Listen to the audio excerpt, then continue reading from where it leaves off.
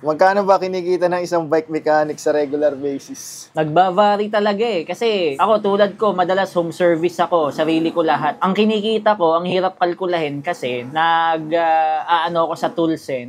Ako, sarili kong pisar lahat. Pati pamasahe. Kasi itatikin ko to sa consideration mo yan eh. Unlike kung nasa shop ka na normal na 70-30, nagba-vary, walang isang sagot talaga. Tapos nagba-vary rin sa demographic kung syudad ka, kung probinsya. Walang isang malinis na, walang isang sagot na matino dyan eh. So yun, take into account mo lahat. Paano ko ang singil ng mechanic same sa US tapos dito ka gumagawa? Milyonaryo na ako sa Pilipinas kasi ang tanda ko, yung bike build na normal doon umaabot ng $200 to $300. Eh ako, ang singil ko lang 800 to 1,200, 300 base. Yun ang inaano ko kasi, lagi ako nagbe-base sa build, sa mismong build kasi syempre, hindi naman lahat ng build, walang build ako na nauulit. Kaya ko siyang i-predict kung gaano katagal, pero most of the time, merong medyo magpapalambing na part, merong mga hindi pala compatible, may mga ganon. So, yun, nagba-vary talaga. Madalas ako time-based ang singil ko.